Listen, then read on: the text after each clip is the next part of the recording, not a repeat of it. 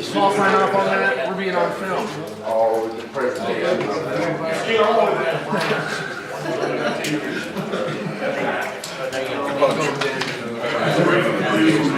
All right, guys. Get back at it.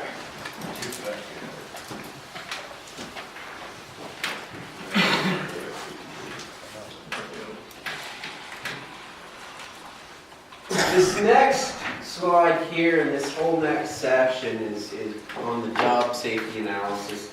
We'll go through a little bit here, kind of maybe what sparked a little bit of this conversation. We go back through the incidents of this last year, 2016, and into the end of 2015. Kind of revealed that every time we asked a question post-incident, had JSA been done, more often than not, or the majority of the time, the answer was no, that a JSA didn't take place. And so that's going to be our opportunity today to have a retraining on that, maybe a good conversation about when and where and why. Obviously, the previous graph showed that we've got a great number of JSA submitted, that we're not really wavering in that. But are we doing them at the right moment? And that's, I think, going to be the bulk of that conversation, is are we doing them at the right moment? Obviously, we're getting them in. So we know it can be a successful program. It's proven time and time again. We just got to find the best way to do it for us. Because the best way that it was done with another company may not be our way. So we're going to have that conversation today. And these next slides, we're going to lay out the basics of that. Hopefully, how we can move forward with a successful program. So first, we're going to start with kind of what the outline looks like. What we hope to accomplish here. What's the purpose of a job safety analysis, a JSA? What are the benefits of a JSA? When do we need to do them? And what does a good JSA look like? And then at the end, this is, again, going to be the input section where we hope any recommendations to our current process, if we can make any changes, to make that a better program for everybody out there. So moving on to the next page, the purpose of a job safety analysis, very simply, a definition. First, identify hazards and or potential injury illnesses that may be associated with each step of the job. Second is mitigate the identified hazards or potential injury points prior to starting the job. And then to summarize, by identifying and eliminating the risk involved in a job and discussing the steps of the job beforehand, the goal of completing the job without incident can be accomplished. You guys have been through it, you understand the process, we've done it. We run the boilerplate process where we've got them all pre-printed or a PDF that can be printed out. That process is actually going to change a little bit, possibly, as we move forward, especially with the AC rig. We're going to look at putting a screen into the doghouse that's going to view the JSAs rather than printing it out. I know, especially for rigs that don't have high quantity ink printers, you're constantly changing out ink cartridges. You want me to talk about what our goal is? Sure. This might be. So our goal is, you know where that bulletin board is behind the driller's cabin? And then on an AC rig, the bulletin board where it's at currently by the bench. So removing that bulletin board and putting a large screen, either a touch screen or having a slave. We haven't figured out the hardware exactly, but just picture a large screen where everybody can look at it.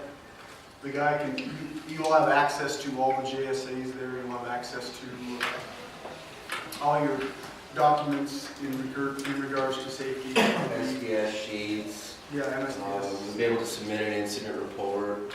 All of that we've done. Right there on that screen. So the goal is that it'd be real easy for somebody to go up there, access all the JSAs. It's big enough to where everybody in that room can see it at that time.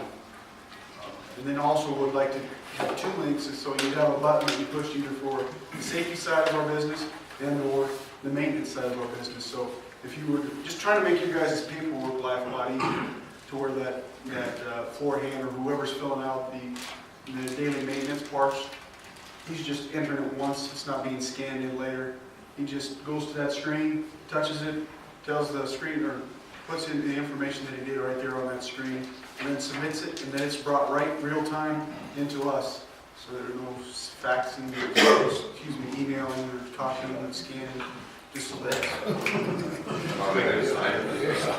Not there though. Signing, it'll be, we can upload an employee database, and then every person that gets selected off of like a drop-down menu will be then assigned to it. So there's really no signature anymore, it's just presence. Really good question, and it's a hard one to get right. But we've got options, and right now we're just trying to find the hardware that will integrate them up and work right there. You can all use your cell phone, right? You all use apps, apps, once in a while. We're gonna have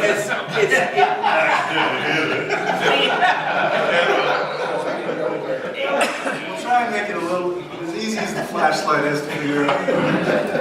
So you're gonna have a keyboard, so they can input? Yeah, we haven't figured that exactly out. More than likely there will be a drop-down keyboard, and if we don't get a touchscreen, then we'll have a mouse there as well. And so let's not get bogged down in the weeds with what it's going to look like. We're going to make it as user-friendly as we can, but also be able to support the software that's out there. Some of the maintenance programs that we've looked at, and I'm already in the weeds, guys, are phone-based only. So what they call that is Android. Android, yeah. Only, and some are Windows-based. And there is a difference. And so trying to find one that does one or the other, or both, has been difficult. So the decision we have is, do we want it to be phone-based, or Android-based, or iOS-based, or Windows-based? The downside of doing Windows-based is that then you can't do it on your phone. You're always going to have to do it on that screen. Is that a bad thing? Is it? That's the question. Is it bad? I don't know. Depends on the capabilities that you're looking for. Well, if On a you're regular mailing it in, Well, that's, you're mailing it in, or whatever. You know, like mine, I can do stuff at my house. Exactly. Whereas if he's gotta be there, punched in, physically be there, physically doing it, or is he in the opera house or? Exactly. That's the $1,000,000 question. That's why we're kind of leaning towards this, because then Danny can take a pad, he can do his inspections there. He doesn't have to be at that screen entering data later or emailing it in. So more than likely it'll be a phone-based system, but it'll be a big screen, and there'll be maybe a phone like this that is Hidden in there. hidden in there for and I don't know enough about it. I'm not an IT expert. I just know that those are our options. well, one big downside that we're seeing, on Rigmove, we always see less JSs. We always see less documents come in on Rigmove than we do any other time. And then that's just a function of you don't have your computer available to you. Whereas if we can get it on the phone, we have the PDFs of the JSAs, we have the SDS sheets, it's already loaded up onto the device, and therefore it's available. Even if it's not on a big screen, you still have it available. It would run off mobile data and or be cached on the device. And then if you complete it on the device, when you do get back into data capability, Wi-Fi gets back up and running, it shoots up into the cloud and it's submitted. You don't have to go back 5 days with Rigmove and send it all in. So anyway, all right, guys. But So you can that's, get the idea. We're gonna work through it and try and make it as simple as possible, as simple as the app that you have on your phone currently. And it will be better. Yeah, it is. I don't think that we'll have any. I'm sure there'll be some negatives, but for the most part, the positives will outweigh it considerably. Make your guys' life a little less paper. that thing is easy is done, if I'm not mistaken. That is easy to get started. Okay, the next, after purpose, we discussed the purpose, identify hazard, mitigate hazard. The benefits, and I really want to kind of get some input, is this really true?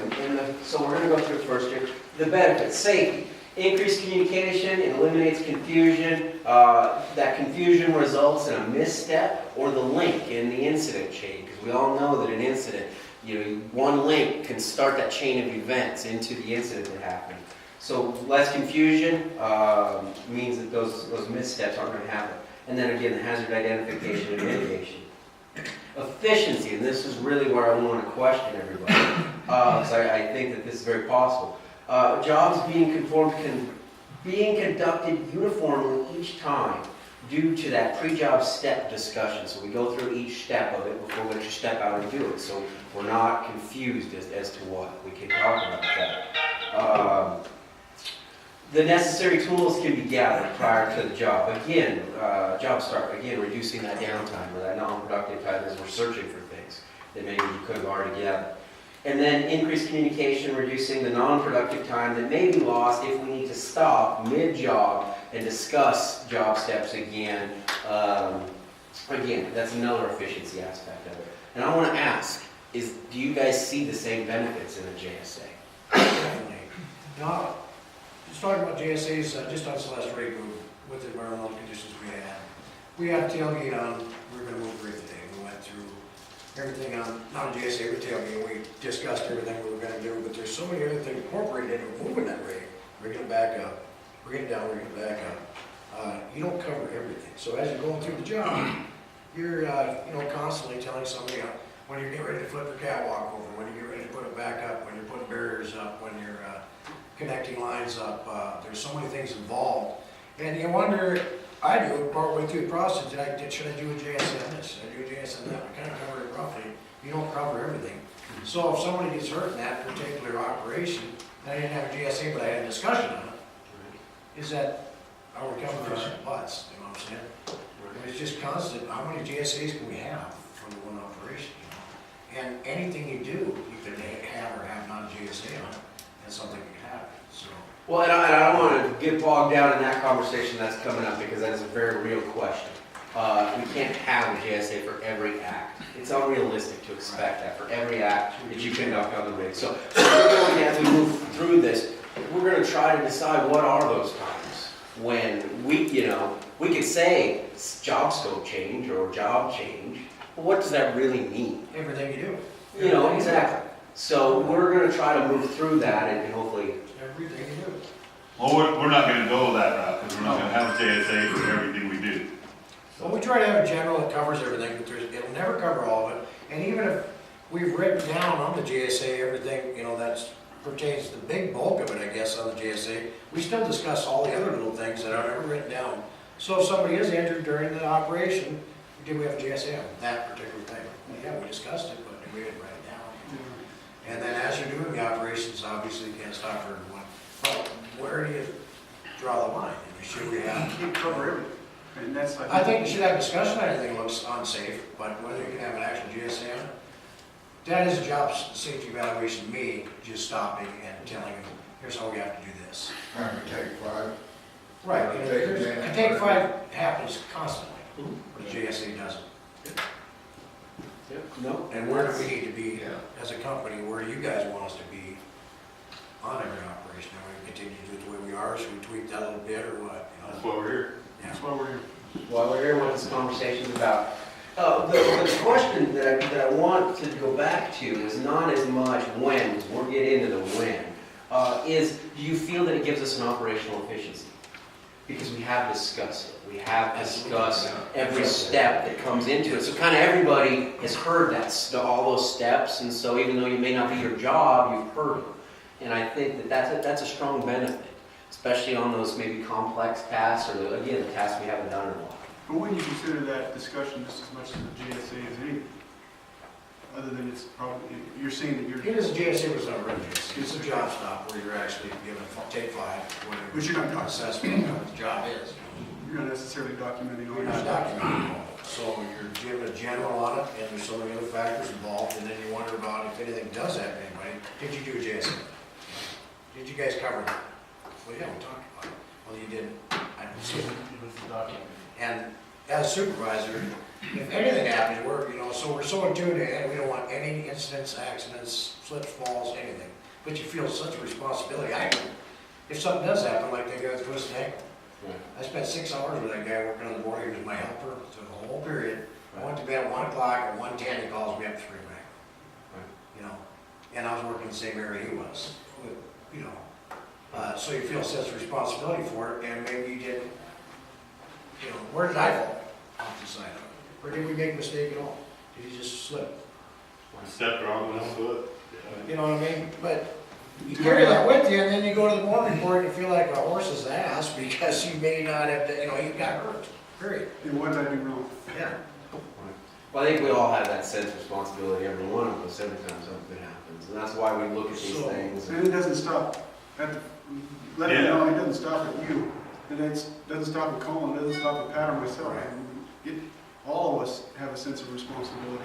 We all look ourselves in the mirror every day and say, am I doing everything that I possibly can to minimize the risk of our employees? I think most of us are, going that extra mile on every little job we do, but it's not always gonna be documented, that's what I'm getting at, the detail. Because every operation you do out there is a high-risk operation, just walking, Well, maybe the better question, let's just move into the next one, because that gets into the bulk of this. It's obviously unrealistic to ask for JSA to be done prior to every act on the rig.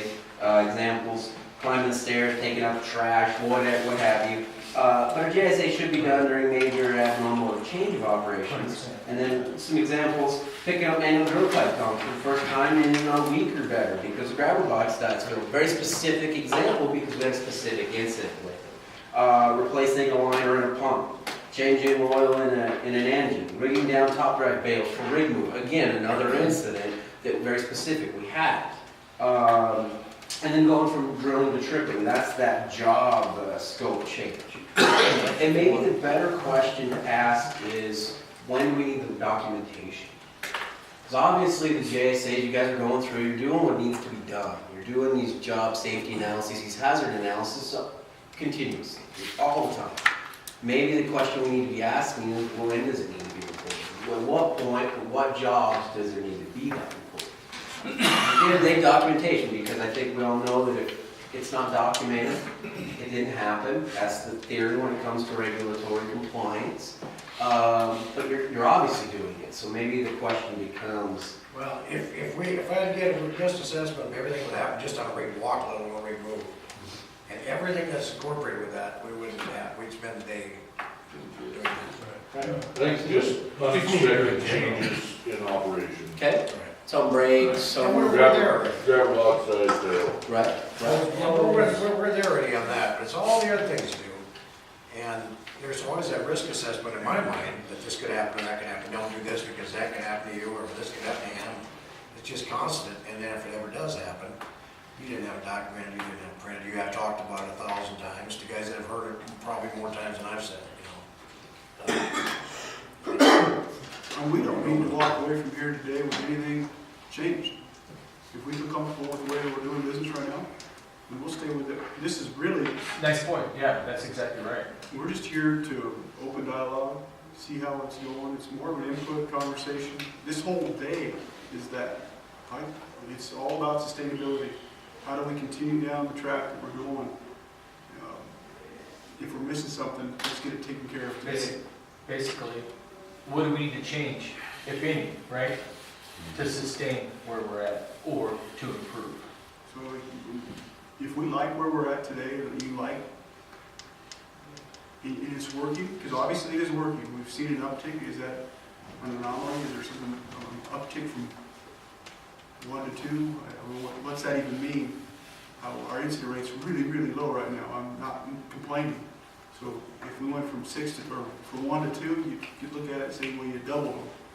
But the fact of the matter is, you go from 3 to 6. Is that really a bad thing? So we're not looking at this as we need to change anything. It's just, and it's more of a question too, if correct me if I'm wrong, Shad. When are you guys doing? What's working too, so that we can share that with the other guys as the rigs get fired back up.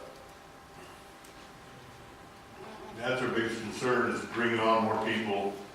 What we're doing now with everybody that's all experienced is working great.